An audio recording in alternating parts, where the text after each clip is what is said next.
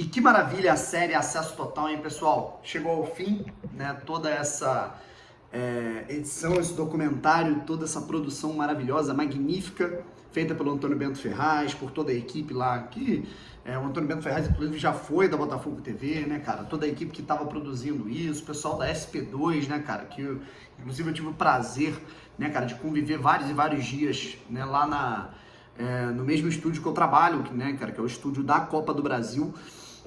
E, cara, tivemos o último episódio, né, cara? O episódio que mostrou ali a concretização do acesso, todos os detalhes daquela festa, daquele jogo. O título, né? O jogo do título que eu também estive presente lá em Pelotas, né, cara? 1-0 gol do Diego Gonçalves. E depois todos os detalhes de uma transição, tá legal? Vamos por partes aqui pra gente falar um pouquinho sobre tudo que aconteceu nesse episódio, tá bom? Vai ser um mix de episódio do Acesso Total, da gente falando um pouquinho sobre o episódio 8, de uma finalização, né, da gente finalizando essa série de análises aqui a respeito do documentário e também com uma notícia, né, cara, que a gente teve revelada a partir, né, do fim, né, dessa edição, desse episódio, tá bom? Primeiro eu quero deixar duas coisas claras aqui que passaram batidas no penúltimo episódio, tá bom? E que eu só me liguei quando eu revi o episódio, porque, sei lá, tem momentos que você tá assistindo o episódio e passa batido alguma coisa e você não viu, aí depois você vê direito. No momento da conversa dos jogadores ali com o Durcésio, na hora que eles estavam resolvendo a situação dos salários atrasados. Primeiro de tudo, né, cara, eu primeiro vou defender o Canu em um ponto e depois eu vou tacar muito, tá? A defesa é o seguinte, putz, cara, o Canu só aparece falando de dinheiro, bicho, dinheiro, cara. Ele é o responsável, junto com o Carly, por essa situação. Então, naturalmente, é ele quem vai aparecer falando mais sobre isso. Se o responsável por essa parte do vestiário, né, se o líder do vestiário nesse ponto, do elo com a diretoria, fosse o Marco Antônio, o Marco Antônio ia aparecer falando muito disso. Aí a gente já tá chamando o Marco Antônio de mercenário. Porém, aí eu vou para aquela parte da reunião, cara. Depois de rever, né, os únicos dois ali que tratam, são três, na verdade são 5 pessoas ali presentes. Cada um da sua forma de se expressar. Chay, Rafael e Carly, perfeitos. Com respeito, abordagens no tom certo, com seriedade, com firmeza, mas com toda a delicadeza do mundo para falar com o Durcésio, que é o presidente do Botafogo, é quem devia aos jogadores naquele momento, mas é um senhor, um cara que sempre teve um respeito muito grande pelo grupo, dado o que os próprios jogadores falam, um cara que passa uma situação muito delicada na vida, até em tratamento de saúde. O Carly perguntando, presidente, você já trabalhou sem receber, cara, 2 meses sem receber? O Chay falando, não, presidente, a gente respeita pra caramba, mas a gente tem que ver essa situação, ainda mais os jogadores que recebem menos, era o caso dele naquele momento. O Rafael também, trocando uma ideia assim, cara, com o maior respeito, né? 3 caras que, assim, o Carly, dá pra ver que o cara tem vocação nisso. O Chay já deve ter passado por isso aí inúmeras vezes, ele era, né, com certeza ele era um dos caras que cuidava dessa situação de salários atrasados, o líder do vestiário da Portuguesa, por exemplo, e outros lugares que ele já passou, rodou meio mundo, né? E o Rafael não precisa falar nada, né? United, Lyon, se o cara não aprendeu nesses lugares, hoje, esquece, o cara sabe muito. Mas eu fiquei muito incomodado com o comportamento do Canu e do Gilvan. O Canu, eu acho que tem momentos em que ele tem tanta confiança nesse aspecto de liderança dele que eu acho que ele passa muito do ponto.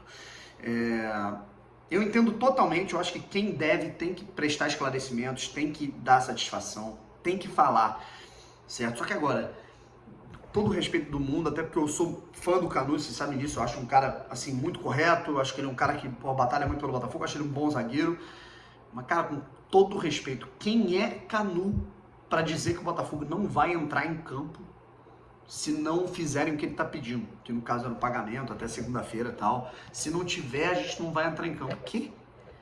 Imagina os jogadores não entrando em campo, gente. Ali nas rodadas finais, ali antes dos jogos contra, sei lá, contra o Brusque, né? Contra o... sei lá, cara. Enfim, aqueles jogos ali da reta confiança. Imagina o Botafogo não entrando em campo, faltando 2 vitórias para subir, o Botafogo não subindo. Cara... isso é inacreditável, nenhum jogador pode cogitar falar uma porra dessa, né? Mesmo que seja em off ali, cara. Você tem que ter muito mais delicadeza, isso é pelo menos a minha visão. Segundo, cara, Gilvan, meu irmão, quem é Gilvan pra falar daquele jeito? Quem é Gilvan na fila do pão o que significa a maneira que aquele cara tava falando com o Durcésio, cara. Desculpa o termo, mas parecia um agiota, né? Não, vai pagar quando? Porra, é segunda então, né? Não vai faltar não, senão a gente não vai jogar. Que porra é essa, meu irmão? Quem que esse cara pensa que é? Nem o Carly, com todo o respaldo que o Carly tem na história do Botafogo nessa última década, porra, com tudo que o Carly fez pelo Botafogo, nem ele pode falar desse jeito. Imagine Gilvan. Gilvan, você me desculpa, você tá louco? Pelo amor de Deus, o que esse cara tava fazendo dentro daquela sala? Né? Parece que ele pediu, não vou também. E entrou lá, menor tato, irmão. Ridículo. Papelão. Graças a Deus o Durcésio tem toda uma sensibilidade para lidar com aquela situação muito bem, certo? Inclusive eu já começo aqui falando um pouco sobre isso. O próprio Jorge Braga fala isso ao longo do documentário, nesse último episódio.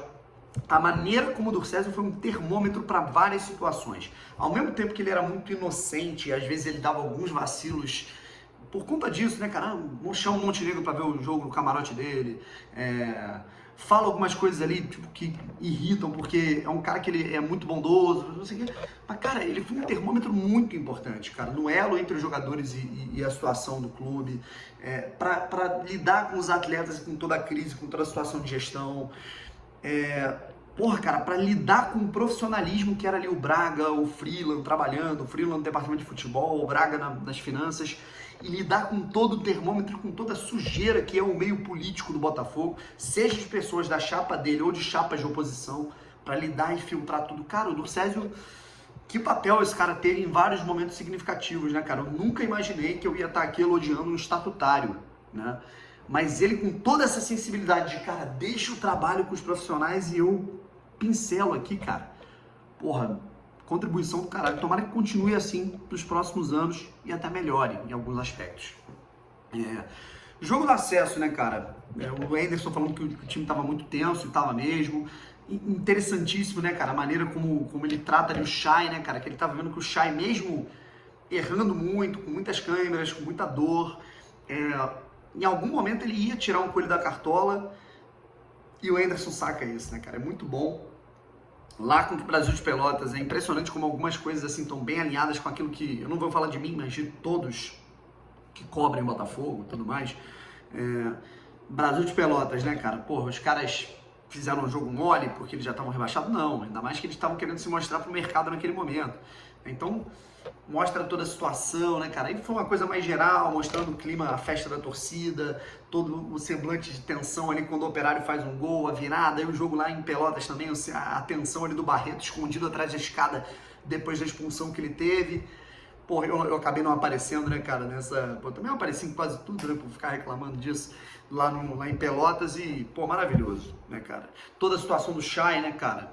A cirurgia do Chay, que aconteceu agora há pouco, né, e aqui perto, né, eu tô na Barra nesse momento, aqui do lado, dá até pra ver o hospital daqui, que é o Hospital Vitória, né, e o Chay fez, né, a cirurgia dele lá, né, a artroscopia, na verdade, e aí ele falando lá depois, ele rindo, né, cara, com alívio de, putz, cara, não vou mais ter que sentir dor, tomar injeção, tudo mais, então, legal.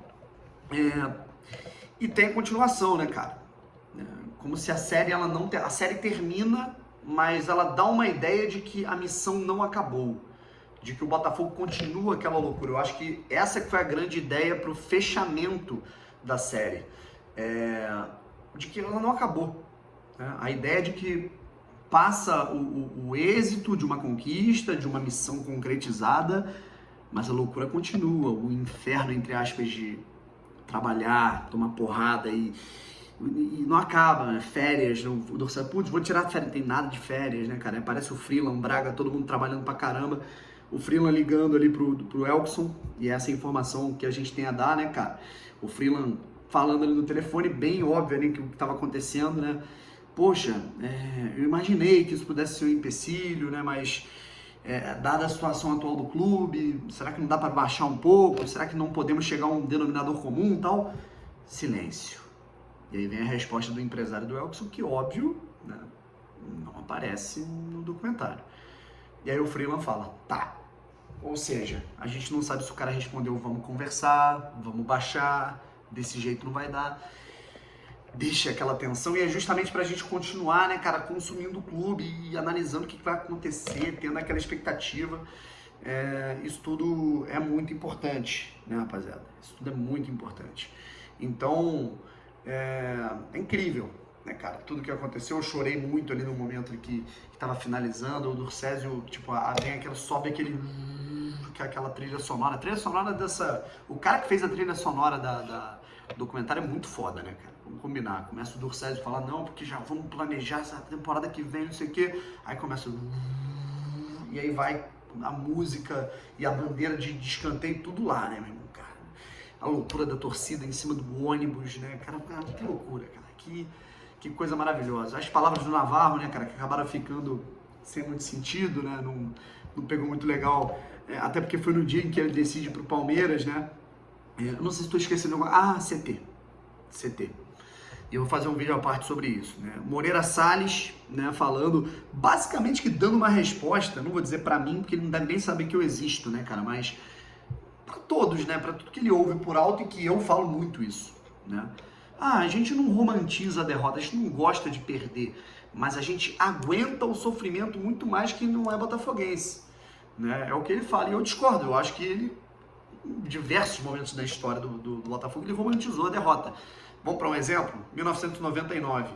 Ele dá uma declaração muito infeliz, para não ser injusto. Eu não sei se foi o Walter ou se foi o João, tá? Mas um dos dois dá uma declaração que é a seguinte: o Botafogo perdeu a final da Copa do Brasil para o Juventude porque tinha 100 mil pessoas no estádio. O Botafogo não é time para colocar 100 mil dentro do estádio. O Botafogo é time de 10 mil, 5 mil. E se isso não é uma romantização, né, e um apreço pelo derrotismo, eu não sei o que é, né? É o perfil dele, é o jeitão dele, ele gosta disso. Mas, e eu tenho direito de achar ridículo. O Botafogo não perdeu aquele jogo porque tinha 100 mil pessoas lá dentro. O Botafogo perdeu aquele jogo porque não colocou uma bola na rede do Juventude. Ponto. Né? É a mesma coisa que, né, o Botafogo tinha 40 mil pessoas no estádio contra o Operário. O Botafogo virou o jogo. E aí? Não era para ter virado? Então, essa é a minha situação. Eu acho que essa cabeça muito romântica e cineasta do João Moreira Salles é algo que, porra, é incrível, é linda, né? É muito legal ver um cara tão culto mesmo, sendo um cara tão rico, poderia ser um cara fútil, né? E não é. Mas, porra, tem algumas situações que eu vou ter que discordar, né? Só que agora, sobre o que ele falou do CT, concordo plenamente, né? E é uma coisa que eu não concordava, eu achava um absurdo o CT não ser pro profissional também. Não tem espaço, tem que ser priorizado para a base, para todas as categorias de base, não tem espaço para todo mundo. O profissional pode treinar algumas vezes por lá, mas aí o que ele sentiu, dada a experiência dele como botafoguense, a experiência dele convivendo com pessoas dentro do Botafogo, sabendo como funciona o Botafogo, e isso ele sabe, ó, muito mais que eu, muito mais.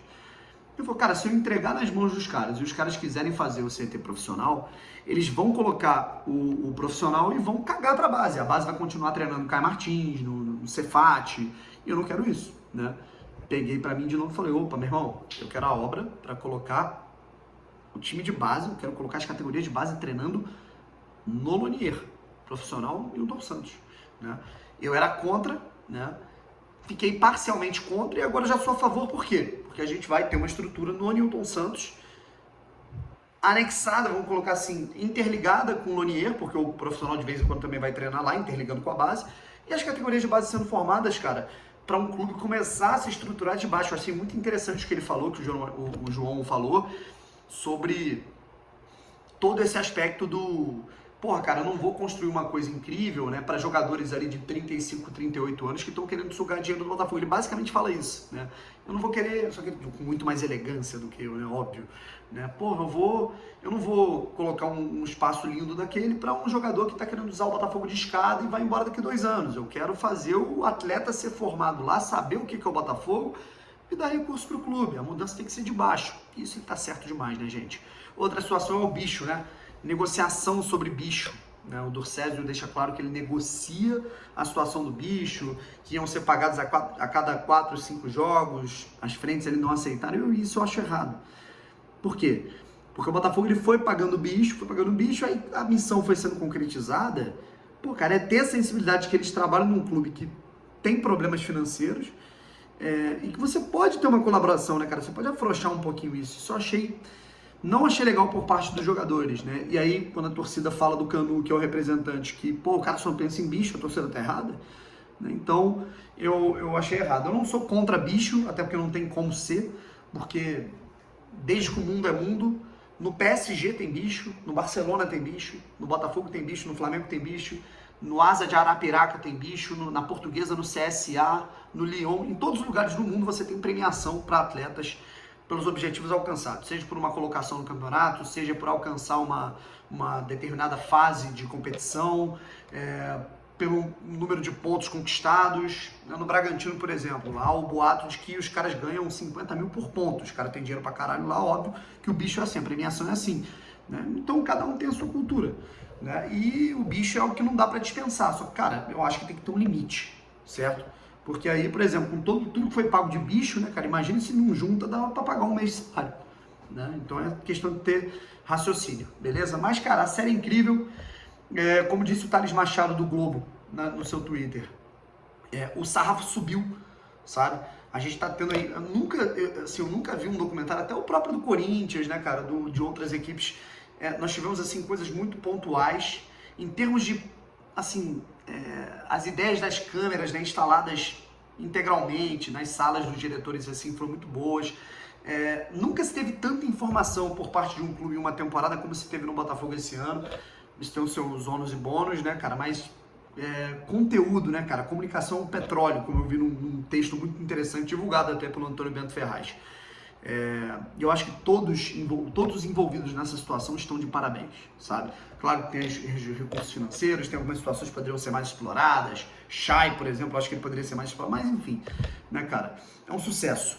E ter visto que o destino proporcionou ao Botafogo um roteiro de cinema num ano em que estava tudo sendo documentado, é lindo demais.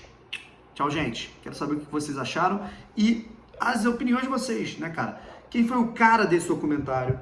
Quem foi o vilão desse documentário? O que vocês mais curtiram? O que vocês mais ficaram putos? O que vocês acham que poderia ter sido melhor? O que foi o melhor do documentário? Comentem tudo aqui. Fui!